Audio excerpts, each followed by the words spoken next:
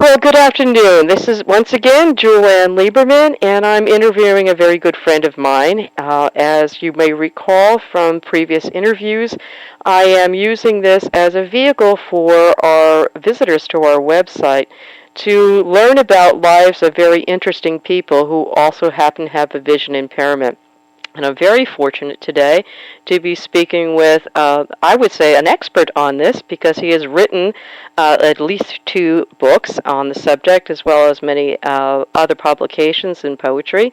And I'd like to turn over the conversation to my friend, Professor Stephen Kuusisto.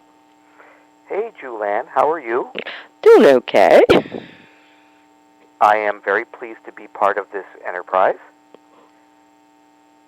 That's good to hear. And I want you to take the opportunity now to first tell us what you're doing professionally, what point you are, and what your latest publications are, so that people, after they've visited with us, they may want to then explore more of your writings and learn more about you. Well, I am a professor of creative writing at the University of Iowa, which is located in Iowa City in the eastern part of the state of Iowa. We're closer to the Mississippi than we are to Nebraska.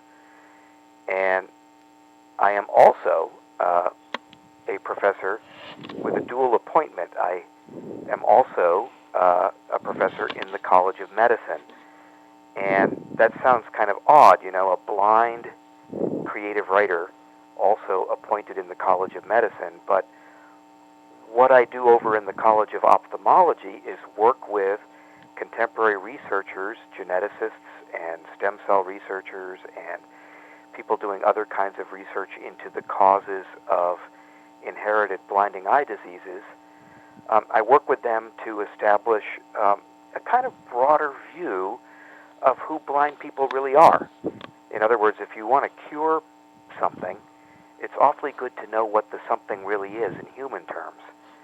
And so what we're really working on, with my help here in the College of Ophthalmology, is taking care to train the next generation of ophthalmologists and optometrists and nurses in ophthalmology to understand better how to help people with blinding eye diseases or low vision who can't be cured but want to have really successful lives.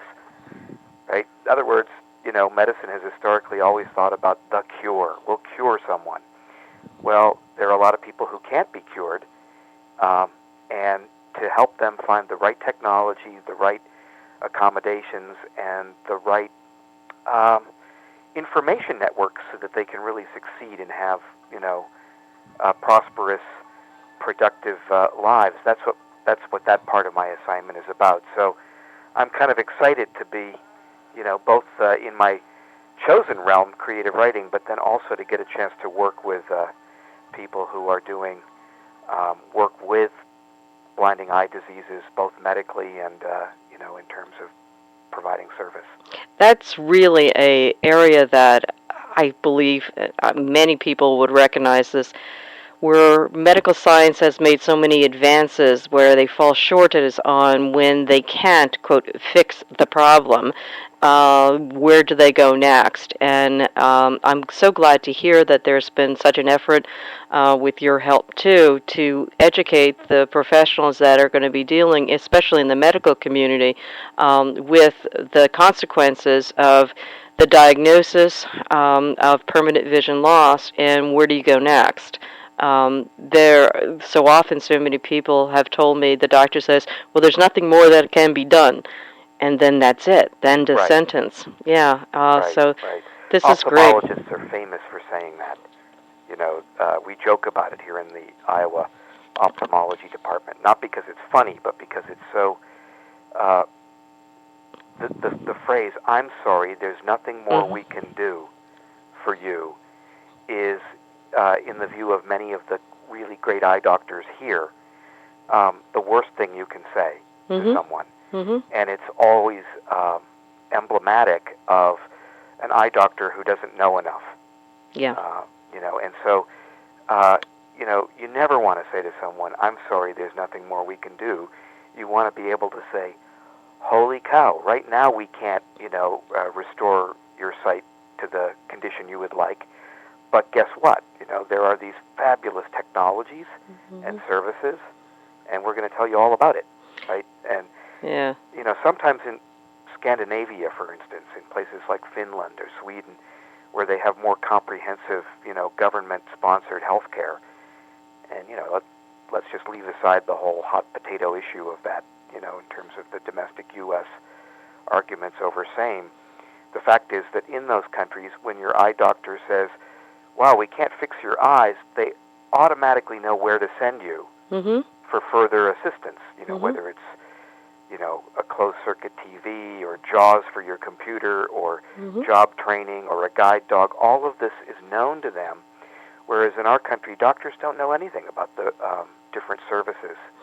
And what I've also found, and of course I have a vision issue for many, many years like you, and I remember when I was first diagnosed and first evaluated, I was told, well, you're just going to have to find a way to manage to get by and live with it.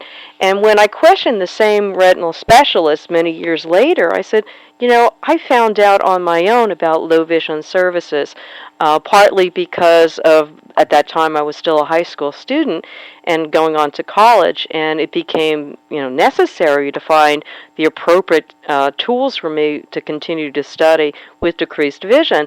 And I said to him, it was so beneficial for me to discover that there were some tools and devices out there.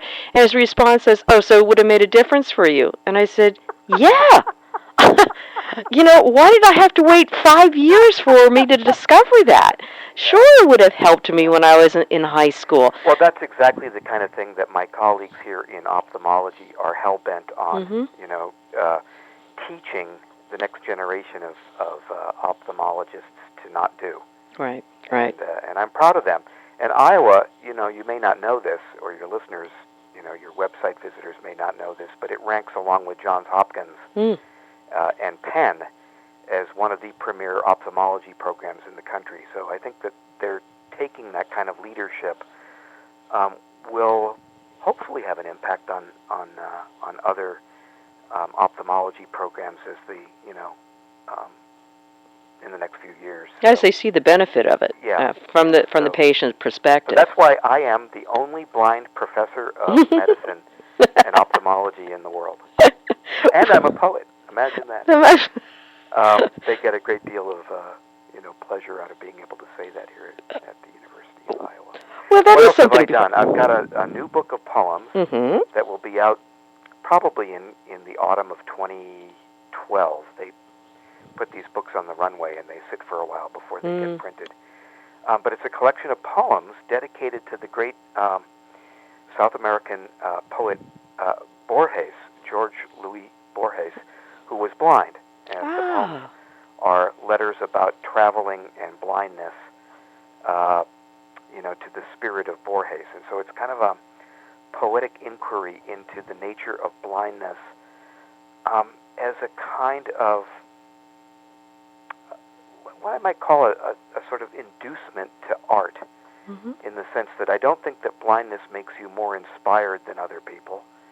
I don't believe in the Homeric cliche that, you have a compensatory gift because you have a disability. But I do think that, as every visually impaired person knows, our lives are spent outside the box. You have to find different ways to do things, and you have to rely on your wits in different ways. And if you travel alone, as I often do, for my career, you wind up meeting a lot of really interesting and odd people, and so it makes for creative writing. Surprises are part of literary writing. So it's a book that sort of incorporates blindness into the making of poetry.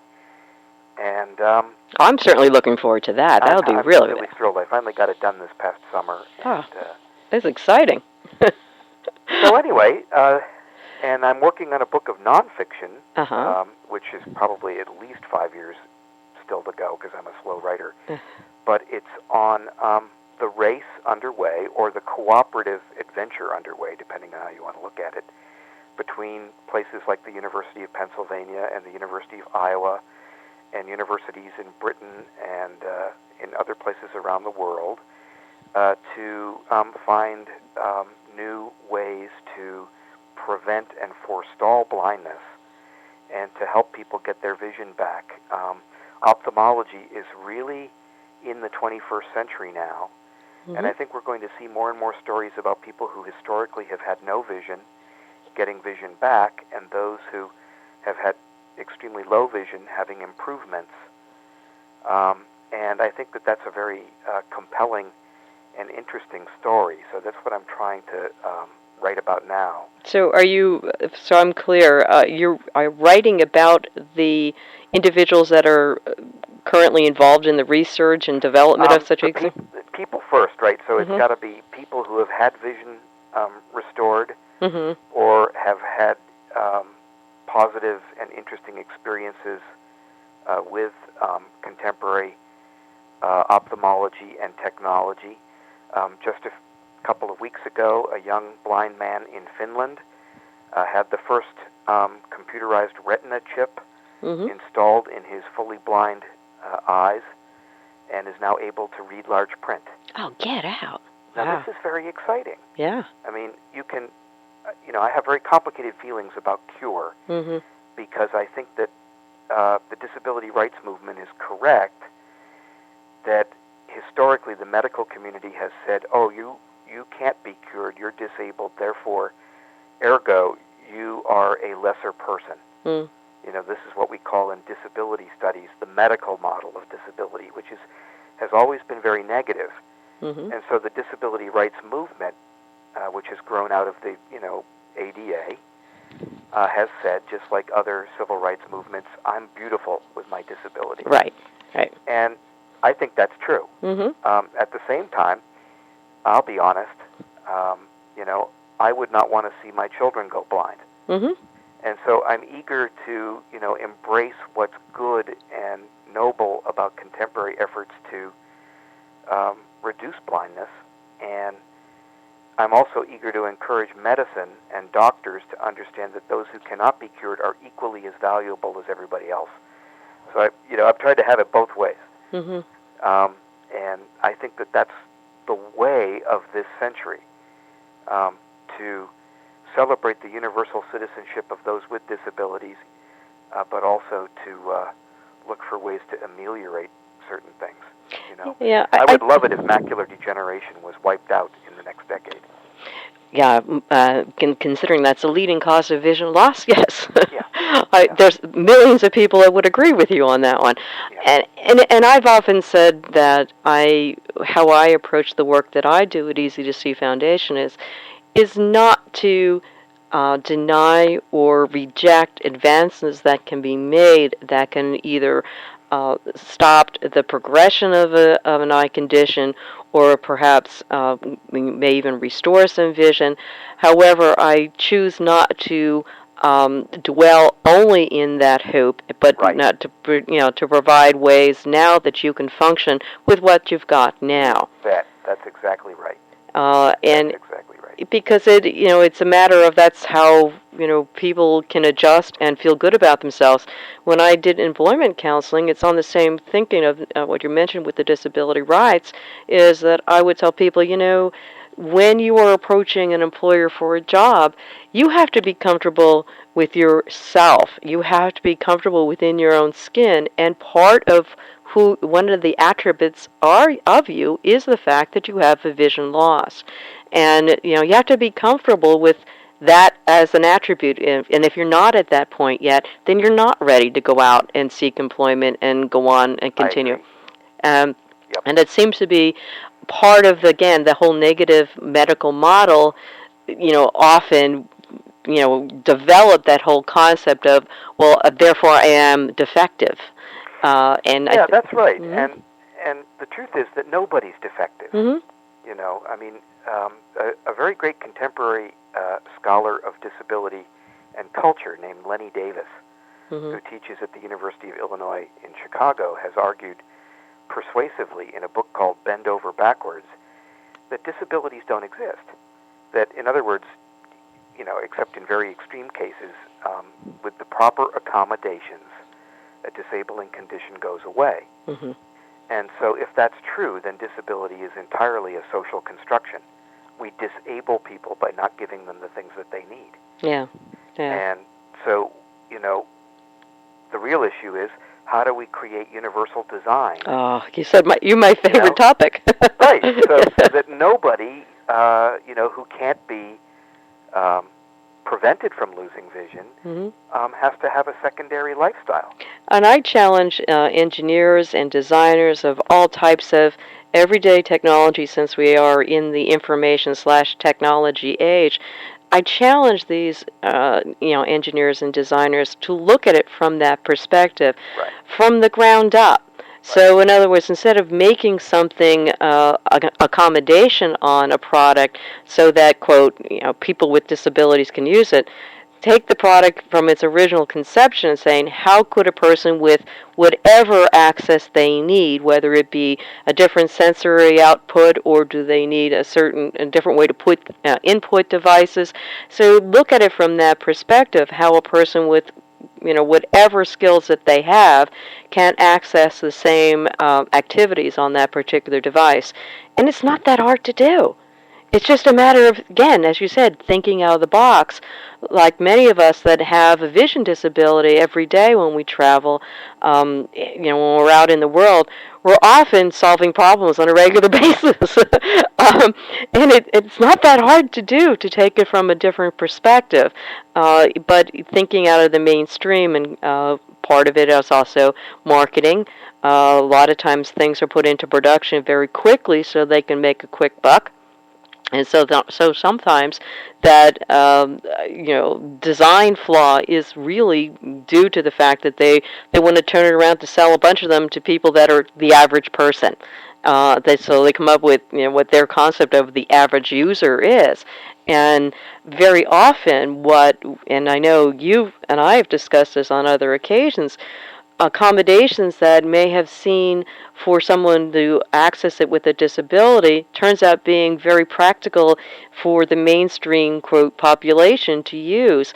And I use the example with great pride that Apple products, with their iPod, for example, when they added talking menus to the simple little device's iPod, opened up a lot of possibilities for them to adapt their other line of products that make it much more comprehensive for many people to use in new ways. And I use the example, now my husband can get on his exercise bike, and without having to slow down to change the song by this in the menu, he can use the talking menus to change the song, where he doesn't have to, again, look at that tiny menu and slow down. So he's an older person like we are, and so it's a little harder for him to focus on that little screen. So it makes a lot of sense for companies to take a look at it. This is not necessarily an accommodation. This is just smart design to include everybody in their access.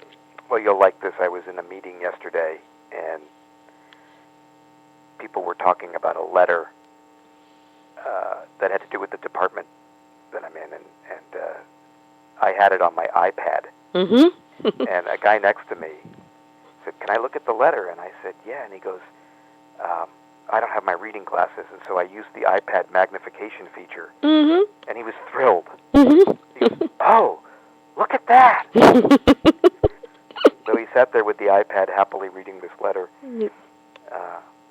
That's right. You're exactly right. Yeah, so often these little changes that may seem that we're accommodating, and I always use the example of, talking books. They were created, it was written in Thomas Edison's patent to be used for reading to the blind, and so the concept has been there a long, long time. And so how many people then, I would say especially in the 80s, you saw them with CDs in their car or books on tape. They were using them as they were driving or traveling because it was easier to listen to a book while they were multitasking. That's because the sighted have blind envy.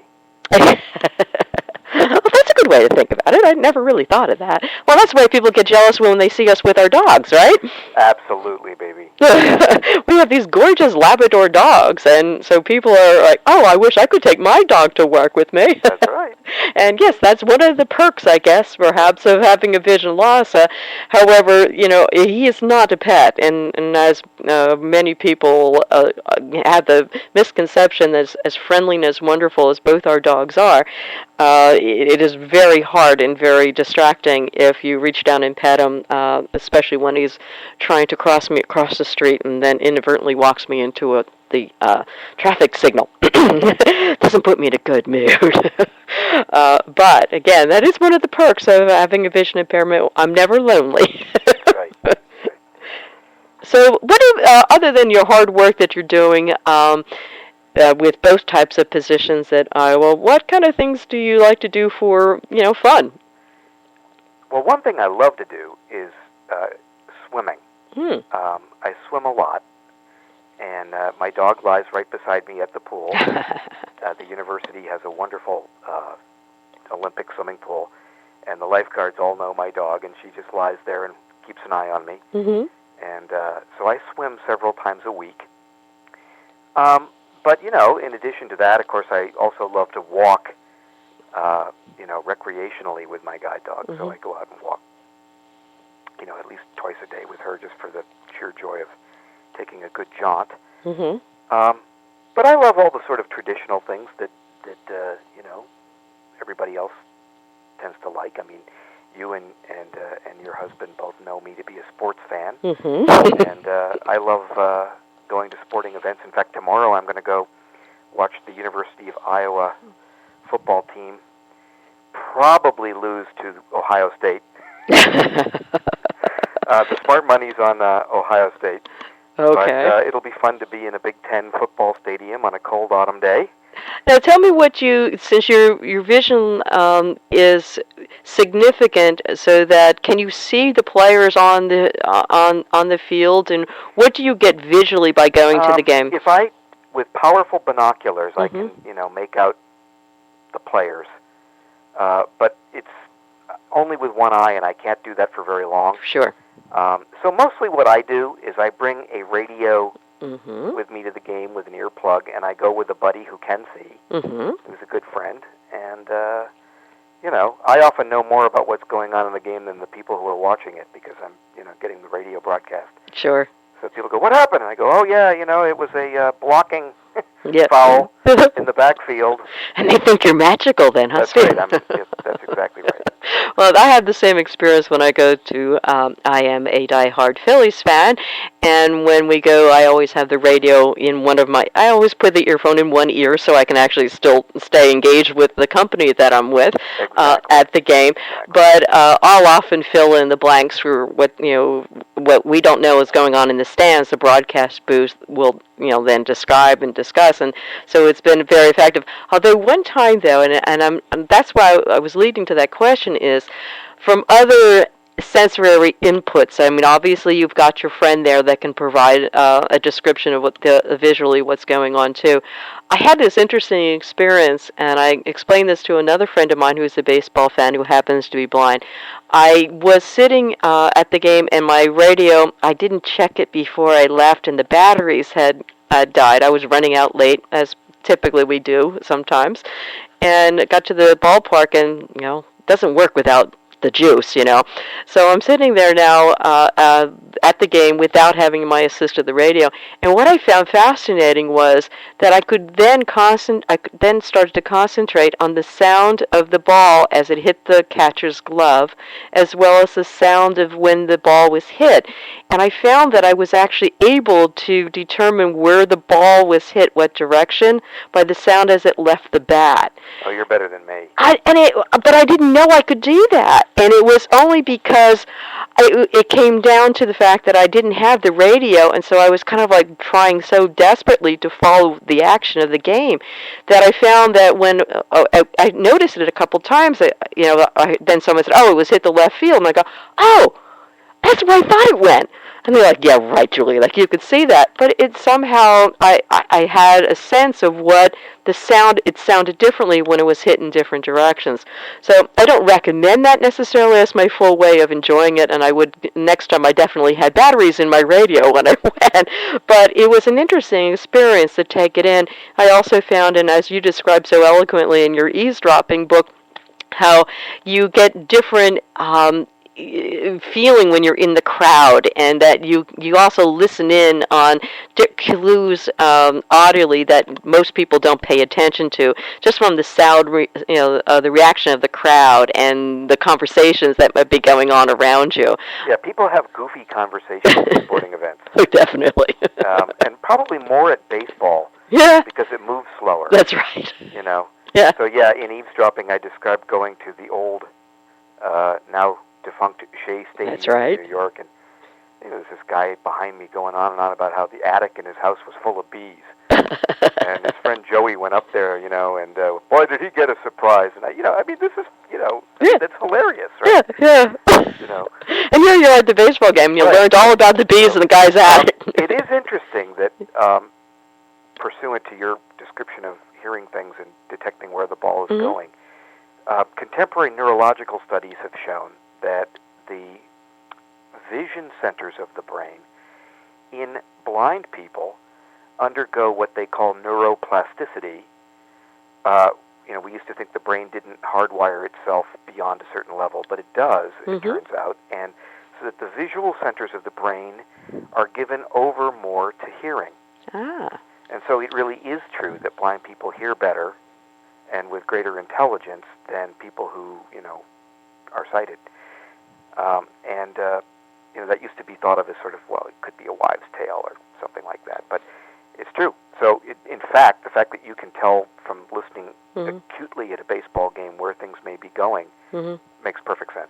Yeah. And I was teasing you. Yeah, well, but I will admit, though, that I have often, people always say, oh, you just, because you don't see, again, it goes back to that magical, compensatory skills that I have acquired because I've lost one, Right. That's not so really the truth. It's just that I find, and again, if you want to think about it from a brain standpoint, it makes actual logical sense because I've now, out of necessity, developed that area so that I can understand it. So in other words, I think it's not necessarily that my hearing becomes more acute, it's just the cognition of it becomes more refined, so that I actually can make sense of what that sound is, whereas typically, prior to having vision loss, I may have ignored that because I didn't need that input to make sense of my environment. Does that kind of follow the logic that the university is going with, too? Well, that's right. And that the other part of your brain, when you were more visual, was heavily invested in processing visual information. But that as you lost your vision, that visual area of the brain actually is given over, like extra RAM in your computer, to hearing. Right. And that's a very cool thing.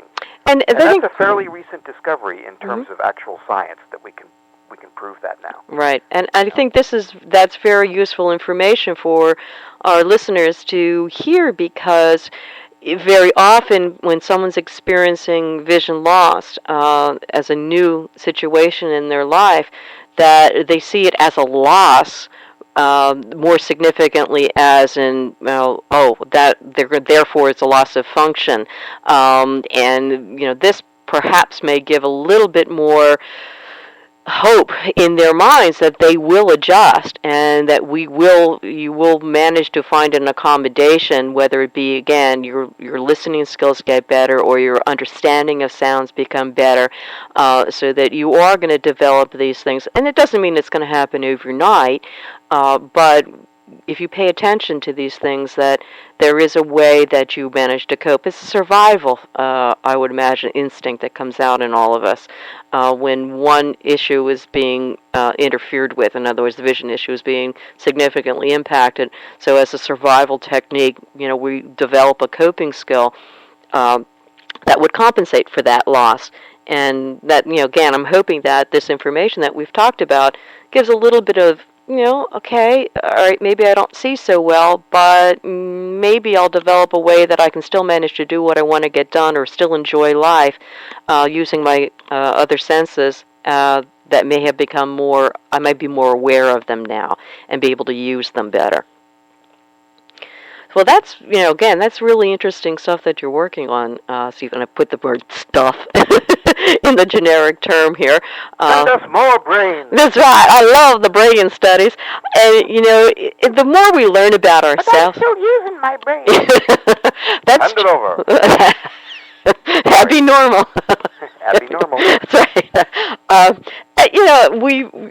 We're making light of this, but the fact that there's so many people that are invested in this type of research and study overall benefits us all. And, the fact that you can speak so eloquently on the subject is, I think, very helpful for us, for people to understand that, living a full life. I want to just interrupt and say that while I'm coming across as a little bit amused, the truth is that when people lose their vision, who have historically had good vision, it's really psychologically devastating. And it's even more devastating because we live in a culture that is largely one in which freedom and autonomy for individuals is defined by being able to drive a car. We're not people who live in Helsinki or Vienna, just to name two, developed world cities where the mass transportation is exquisite. So, losing vision in a city or a country where there's great mass transportation might not be so fun, but it doesn't feel so completely, entirely like an erasure of, your freedom and ability to get around. But in America, without the car, your citizenship is really suddenly very fragile. And if you live in a rural area, God help you, there's nothing. Right. And so losing vision is really depressing. It's also true, just as we're talking about neurology, that, brain science also proves that we get an enormous amount of pleasure. Endorphins come from being able to see. And so losing vision is to, in fact, biochemically be depressed. So you've got the sort of circumstantial issues of not being able to drive, of having to learn how to navigate the world in new ways, of having to reconstruct how you're going to be in the world, and perhaps you haven't had a good eye doctor who was able to turn you seamlessly toward the kind of services and help that, can create confidence and a sense that, you're making the right kinds of compensations.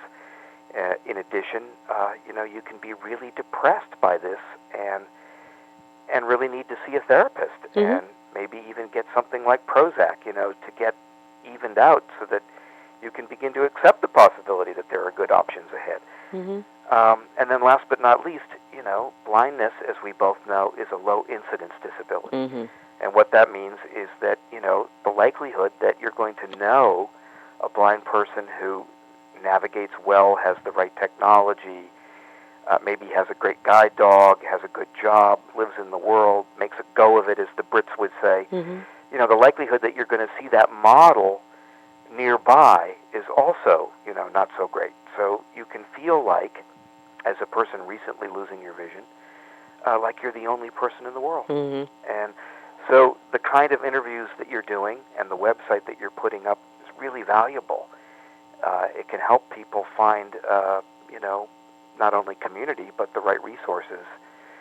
And I think in a country as big and complex as the U.S., and again, where the issues of transportation and independence are so central, what you're doing is really important. Well, I appreciate that because that is the goal, is so that, if we can provide one measure of independence for someone or hope to restore some level of dignity. Right. And Right. I think that's really what it comes down to is I've been very fortunate that by happenstance I've managed to work in a field that had a great deal of exposure to people that have vision loss and blindness. And that I consider myself very fortunate in that regard, because it provided me some very good examples of how some people cope very well, and also some examples of people that aren't coping well, and perhaps possible explanations of why that is the case, and to avoid those type of pitfalls that can happen to people that keep them from moving on and again going about it as the Brits would say, getting on with it. It's true that the fact that most people don't have never met a blind person before, or a person with significant vision loss, would definitely make a difference in how they would feel about that same condition, should that happen to them. It is true. It's like being a very, very small minority, and what do you do when you find yourself as that minority all of a sudden? So I appreciate your cooperation and your assistance with this, and I hope that we will get a lot of positive feedback from all the interviews that we've had. We're going to be putting up, and if you have some ideas, and I suggest, Stephen, if you do have ideas of people that you would find that would be helpful in this regard to speak on this, please ask them if to contact me, and I'd love to spend the time with them as well. Anything, last final comments, or how can they reach you if they want to send on some messages or get some additional information? Yeah, I have a blog Mm-hmm. that's a little, what does one say? It's hard to describe because it's part literature, Mm-hmm. and so it's part poetry and nonfiction and sort of literary, but it's also about human rights Mm-hmm. and the politics of disability rights. I will tell people, I'll forewarn them, it's left of center, so you won't find a lot of affection for John Boehner, or people who want to cut social programs for people with disabilities. But anyway, it's called Planet of the Blind, Mm-hmm. and if you just do a Google search, you'll find it. And my email address is there, and I answer emails, so if people write me, I tend to write back. And people want to contact me about any variety of issues, from disability to disability studies to literature to, the practicalities of blindness or what have you, or anything like that. I'm here. Well, that's great. I encourage everyone to do that, and to do a Google search. And also, not that I'm trying to sell more of your books, but I do encourage people to look as a resource, Planet of the Blind. And what is the copyright date on that? It seems like I read it a while ago. What is it, 1998? 1998, okay. And it's now been translated into 16 languages. 16 languages. Yeah, imagine that. Wow. One of them is English. Well, good. But that was its original language that it was created in. At least that was the version I read anyway. And Eavesdropping came out 2 years ago? 2 years ago. 2 years ago. Okay, Yep. great. Both of which were very interesting reads, and so I encourage people that if they want to understand what living with vision loss is like, it's an interesting perspective to follow. Again, thank you so much, and I'm looking forward to other conversations on this with you. And again, I appreciate the listeners tuning in, and hopefully you've learned something from this today. Well, thank you. Thank you.